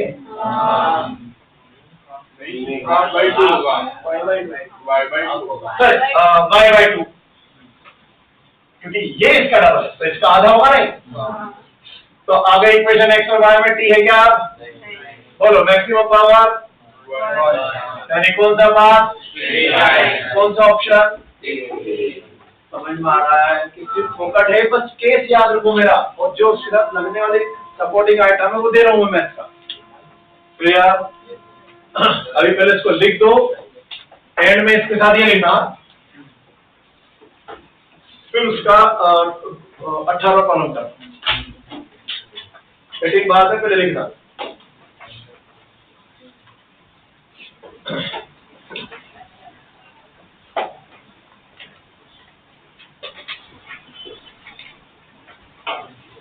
पर ये जो केस करा दिए मैंने 9, इससे बाहर कोई तुम अपने जिनकी बातें इंडक्शन सुनते हो उनसे तुम लोग उल्टे सीधे कॉलम क्यों नहीं मांग के लाते, क्या राडर भोजन को डॉक्टर का चिल्लाता सर कोई कॉलम तो ना,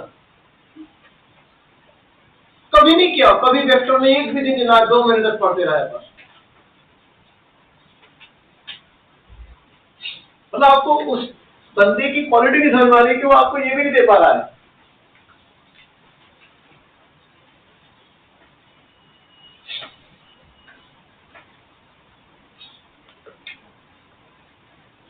नेक्स्ट टाइम कोशिश करो, जिनके भी सुन रहे हो उनसे प्रॉब्लम्स की भी डिमांड करके लाओ, अरे प्रॉब्लम मिलेगी तो तुम भी तो उसके बारे में सोचोगे ना थोड़ा, फिर जो प्रॉब्लम दे रहा है उसको भी तो बोलेगा ना सर है क्या, और फिर जब मेरे सामने यहाँ रखोगे तो मैं किस तरह से उसको लूंगा, वो एक नया तरीका मिलेगा।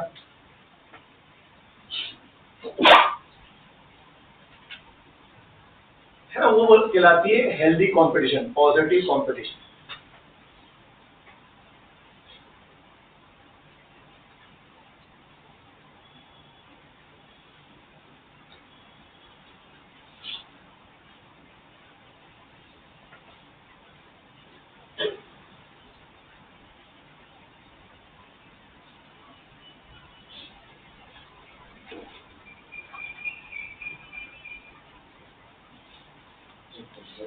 क्या करती है, पहला तो यही था जो यहाँ खत्म हुआ, दूसरा यहाँ से शुरू हुआ एक्सप्रेशन जो यहाँ खत्म हुआ, तो तीसरा यहाँ नहीं, पहले मैंने यहाँ लिखा था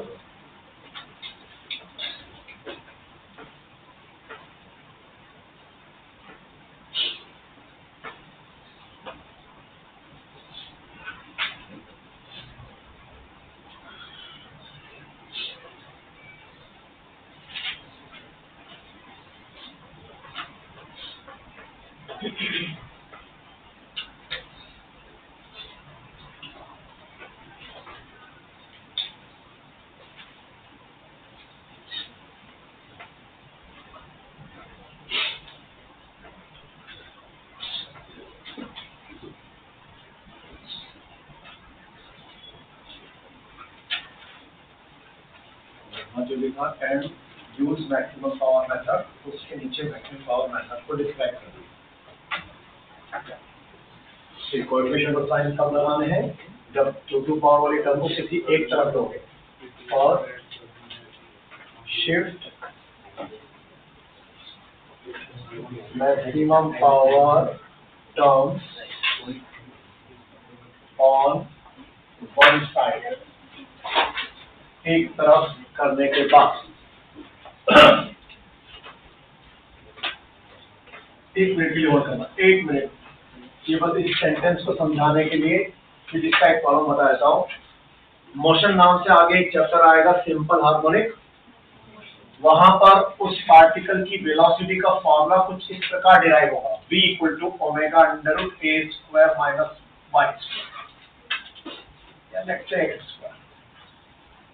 आपको याद आ रहा है आपके डिफरेंशिएशन की एक्सरसाइज आपने जब की होगी, ऐसे प्रॉब्लम लिखे थे, वो सब फिजिक्स की प्रॉब्लम थे, सब टीचर बोलना पड़ता है, ऐसा आने वाला है, अच्छे से समझो इसको, प्रॉपर देखो, ये सब होगा। अब पूछा कि बताओ इसका वेलोसिटी डिस्प्लेसमेंट ग्राफ कैसा होगा? तो बोल, पहले तो मैथ्स का फर्स्ट रूल लगाया कि फ्रैक्शनल पावर नहीं होना चाहिए, आपने क्या किया? स्क्वायरिंग। अरे की अब जब फ्रैक्शनल पावर हट गई तो फिर क्या देखना थी? Maximum power. तो बोलो v की मैक्सिमम पावर कितनी है? x की मैक्सिमम पावर। तो समझना है कि इन तीन में से कोई हो सकता है। अब उसके बाद हाउ टू आइडेंटिफाई, कि सबसे पहला काम क्या करो, मैक्सिमम पावर इन टर्म्स को किसी एक साइन में कन्वर्ट करो। तो ये जो माइनस की x की पावर 2 है वो इधर आगे क्या हो जाएगी? जल्दी बचेगा करता है। बोले सर आपने तो कहा था साइन डिफरेंट हो तो हाइपरबोला। बोले मैंने देखा था ये प्लस की थी, ये माइनस की थी, हाइपरबोला लगा दी। नहीं समझ में आई? वो माइनस वाली उधर जाएगी तो क्या हो जाएगी? यानी दोनों मैक्सिमम पावर वाले टर्म्स का साइन क्या हो गया? तो हाइपरबोला तो होने सकता है, ये दो हो सकता है। आप कोएफिशिएंट चेक करें, v स्क्वायर कोएफिशिएंट क्या आने वाला? 1, x स्क्वायर क्या आने वाला? तो कोएफिशिएंट डिफरेंट साइन से चार ऑप्शन में इलिप्टिकल ग्राफ बनेगा। अरे होता है ना, पेंडुलम का मोशन देखो इसी तो होता है। जब वो पॉजिटिव डायरेक्शन में जा रहा है तो यहाँ वेलोसिटी सबसे अधिक, फिर धीरे धीरे घटती है, घटती घटती घटती रुकता है, जीरो होता है और डिस्प्लेसमेंट मैक्सिमम हो जाता है। तो पॉजिटिव में वेलोसिटी डिस्प्लेसमेंट बढ़ते आ रहा है और वेलोसिटी घटती आ रही, देखो ऐसे गया नहीं। अरे एम्पलीट्यूड पे जाके क्या हो गई? जीरो। अब इसके बाद क्या होगा? वापस दौड़ेगा। डायरेक्शन क्या हो गई? वेलोसिटी की उल्टी हो गई ना, इससे ग्राफ नीचे चला गया, नेगेटिव। तो यानी अब वेलोसिटी क्या होती जा रही है? बढ़ती जा रही है और डिस्प्लेसमेंट क्या होता जा रहा है? अरे घटते जा रहा है। तो देखो ना, डिस्प्लेसमेंट घटाते जा रहा हूं और वेलोसिटी बढ़ाते जा रहा हूं, ये बढ़ गई नेगेटिव में, नहीं आई। इसके बाद क्या हो रहा है? अरे अभी जा रहा है, अभी भी नेगेटिव ही जा रहा है, वो वेलोसिटी की डायरेक्शन तो अभी भी स्टिल नेगेटिव है ना, पर वेलोसिटी क्या होती जा रही है? डिस्प्लेसमेंट क्या होता जा रहा है? और अब की बात डिस्प्लेसमेंट भी नेगेटिव में जा रहा है ना, तो इसके डिस्प्लेसमेंट भी नेगेटिव में लेकर गया और वेलोसिटी घटाते गया, नहीं आया। इसके बाद क्या हुआ? अब वेलोसिटी डायरेक्शन पलट गई, अरे पॉजिटिव हो गई और बढ़ना शुरू करेगा, पर डिस्प्लेसमेंट स्टिल अभी भी नेगेटिव है, जो घटते जा रहा है। तो देखो डिस्प्लेसमेंट स्टिल अभी भी नेगेटिव है और वो क्या होते जा रहा है? तो ग्राफ ऐसे चल रहा है नहीं, तो बनना ही था उसको इलिप्टिकल। मतलब फिजिक्स हमारी मैथ्स को सपोर्ट करेगी, कोई दिक्कत नहीं। अरे चल बे, पकड़ में आया फंडा।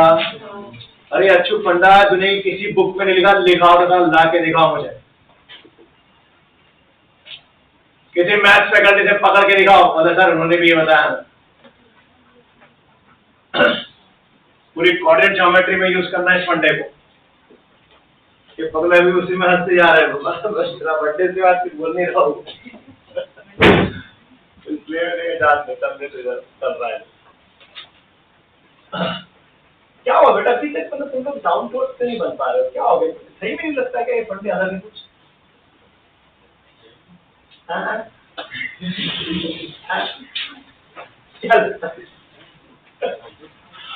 कोई ऐसी एक्टिविटी जो करते हैं एक दूसरे को देखते हंस के, कुछ ही बोल रहा है सर।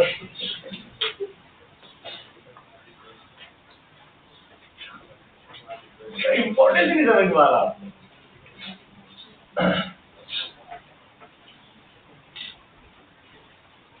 तुम्हारे तो है ना कांटेक्ट में तुम्हारे हिमायती टीचर, तो उनसे पूछ के लेकर आने का। बोले यार सर मेरे भरी क्लास में डाटा था सर, तो एक आध दो प्रॉब्लम तो अच्छी बात।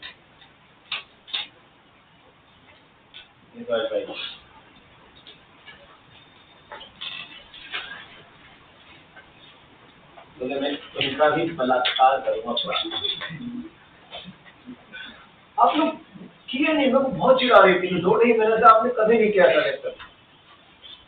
आपको मतलब आपने भी इंटेंसिटी क्या कम कर रखी है, चिड़ ही नहीं आती किसी को।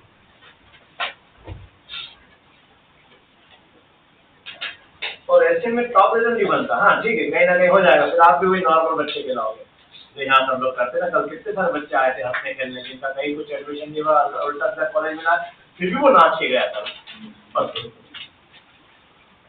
समझ भाई, आप भी उसी कैटेगरी में होते, तो स्टॉप करने की चाह नहीं है।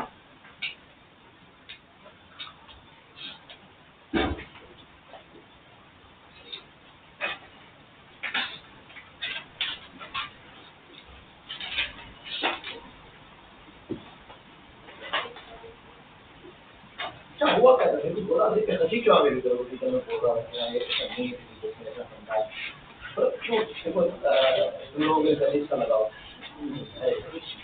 क्या हुआ, देख रहा हूँ साफ साफ।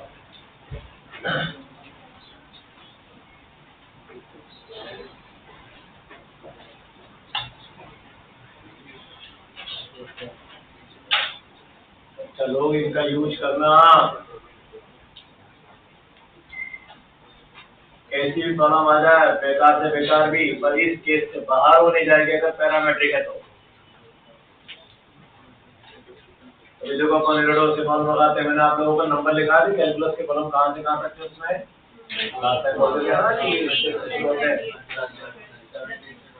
ऐसा कुछ बता रहा, वो प्रॉब्लम सारे अपने सारे फंडों से हो जाएंगे। बच्चे एक ही इरोडो से है तो डेफिनेटली अंग्रेजी में कुछ एडवर्ब क्लॉज यूज करता है वो, तो उसकी इंग्लिश में फंस जाते हैं बच्चे कि यार इसका मीनिंग है क्या, तो वो तो आदत डालनी पड़ेगी। आपने देखा होगा जे एडवांस की जितने भी क्वेश्चन है उसमें लैंग्वेज ज्यादा लिखते हैं वो लोग, 18 क्वेश्चन देते हैं ना क्योंकि, तो वो लैंग्वेज को ऐसा फंसाते हैं, 2-2 साल तक साले बड़ों रिसर्च करते हैं उसकी लैंग्वेज पे। बड़ों क्या पता क्या करते हैं, रात को सोते भी होंगे, सपने में उनको वही आता होगा। फिर पेपर आने के बाद भी तब हमको समझ में आता है कि इतना अच्छा था क्वेश्चन। जब हम खुद सोचने बैठते तो कभी हम नहीं सोच पाते कि ऐसा क्वेश्चन मैं बना सकता हूँ क्या। इतने सालों से पढ़ा रहे पर वो IIT प्रोफेसर तो कुछ अलग ही है, इसलिए बड़े लोग कहाँ से सोच के लाते हैं।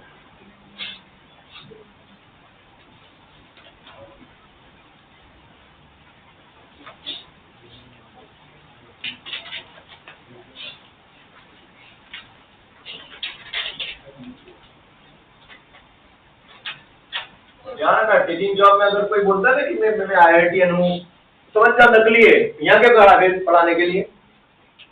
अरे मल्टीनेशनल में खेलेगा ना CR के पैकेज पे, नहीं समझ भाई। वो कई बार लोग बोलते थे मेरा अपने YouTube में, मेरा पैशन था इसलिए मैं IIT छोड़ के पढ़ाना शुरू कर दिया, एकदम एक्टिंग। अब कोई पैशन वैसा नहीं, पैसा मिल रहा था अच्छा। पेरेंट्स मार्केट में क्या गए थे, कुछ चंदू टाइप के ज्यादा पेरेंट्स आ गए कि दिखावे पे जाने लगे, अरे इस संस्था में सारा IIT है, मेरा बच्चा उनसे पढ़ेगा, वेरी गुड। एक IIT ठीक से पढ़ा ही नहीं सकता, नहीं समझ में आई। पढ़ाना एक अलग कला है, वो मास्टर ऑफ साइंस होने चाहिए, मास्टर ऑफ टेक्नोलॉजी नहीं। नेचर भाई पर है, चल रहा है, क्या धंधा है, पेरेंट आते भी उस बातों में। देखो ना कितने हजारों बच्चे होते हैं यार, मतलब एक शहर में अगर अपन काउंट करें, नारायण के बच्चे काउंट करें, आइलैंड के बच्चे काउंट करें, तो एक ही शहर में कितने हैं सारे ब्रांचेस मिलाकर, तकरीबन कम से कम 20 से 25 हजार। तो ऐसे पूरे इंडिया के हर शहर में लगभग, मतलब लाखों में उनके पास, अरे पैसा बह रहा है, पैसे बह रहा हो, मतलब वो जो तुम मूवीज में देखते हो ना, कैश वाला अमाउंट जो होता है बोरों में बांध के रखते हैं ना, अरे मूवीज में देखा कि नहीं कभी, वो ब्लैक मनी भी है क्योंकि बहुत सारे लोग कैश में देते हैं फिर नहीं चल बैग। तो ये पैसा इसलिए बह रहा है क्योंकि वो लोगों ने पेरेंट्स की नब्ज को पकड़ लिया, की पॉइंट कि अटैक कैसे होगा। ये आएगा कैसे मेरे पास? तो उठा के उन्होंने ऐसे ऐसे नकली फैकल्टी मार्केट में खड़े कर दी। ऐसा नहीं था कि पहले ऐसी थी, पहले बहुत जेन्युइन थे, डाउन टू अर्थ, सारे टॉप फैकल्टी थे। मैंने कहा ना उस टाइप के फैकल्टी थे। अपना क्या नाम था जिसने हमारे कपड़ेदार है, इस टाइप के फैकल्टी थे। और इन लोगों को वो छोड़ते गए, ऐसे लोगों को छोड़ते गए क्योंकि ये पढ़ाते थे। दिक्कत वो हो गई समझ में आई। और मार्केट में चाहिए था बच्चों को ऐसा फैकल्टी जो एंटरटेन करे उनको। तो मार्केट बदलता गया। आज देखो कैसा बेकार मार्केट हो गया, ओनली एड भी चलता है। आई होप कि तुम सारे कॉलम लगा दोगे। जो 27 क्वेश्चन है देखो 27 है। 18 नहीं हुआ, देख लो मेरे एक बार फटाफट। वो मिक्स इक्वेशन दे दिया। अब ये इम्प्लीसिट, इसका मतलब मुझे इम्प्लीसिट डिफरेंशिएशन नहीं आता।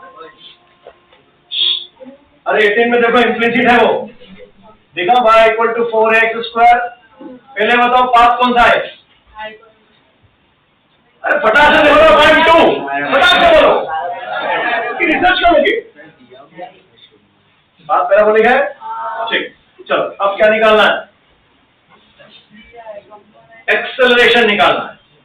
और एक चीज दे रखी कॉलम में, it's with a constant x component of velocity, यानी vx की वैल्यू कितनी है? कांस्टेंट है, a है।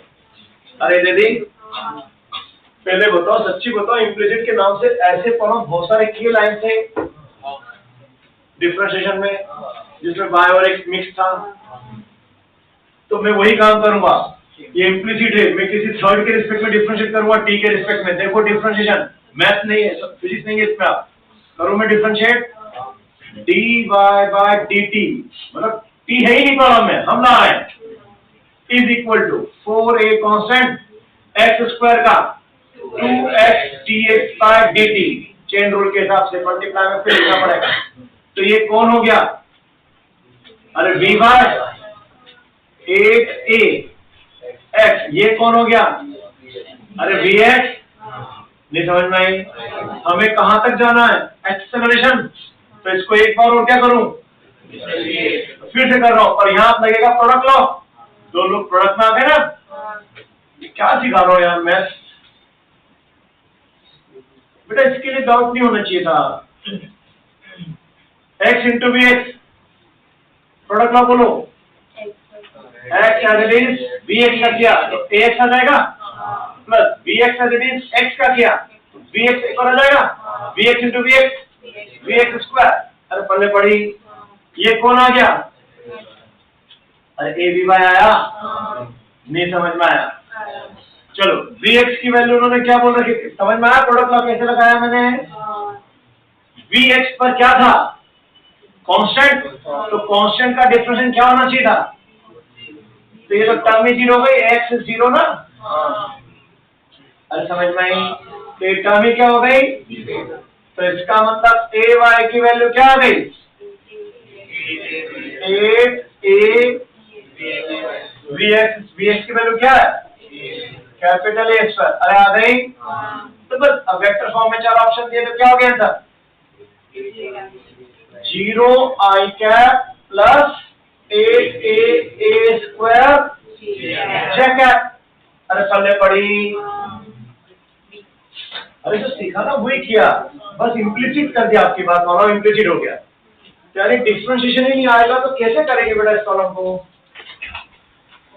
क्या इसमें कुछ हेल्प कर सकता है कोई टीचर? इसमें हो गया 2 महीने बिताया हमने। तुम लोग ऐसा जैसे डिफरेंशियल इंटीग्रेशन में मेरे सामने ऐसा कर रहे हो, तुम लोग वो ग्रेविटेशन और एलएलएम में वेक्टर्स के साथ भी इसी कर रहे हो क्या? वो टीचर भी चिढ़ रहा होगा। हाँ आदत होती है बच्चे की, वेक्टर उसको लग रहा बार बार, और सब ऐसे दिखा दो, नहीं सर हमें नहीं आता है। लजवाना नहीं, मेरे को बहुत चिढ़ आती है मेरे नाम से कोई यूं बोले उन्होंने ठीक से नहीं समझाया। क्या नहीं समझा? चिल्ला के बस हर दिन डंके की चोट पे बोला है कि समझ में आया कि नहीं आया? डाउट पूछे ना आपने, लिखवा देना ना, कई नंबर, क्वेश्चन नंबर भर देते आधा था पेज, तो वो फोकस हो गया। अभी तक ये मुझसे अरे बच्चा हैप्पी बर्थडे अगेन।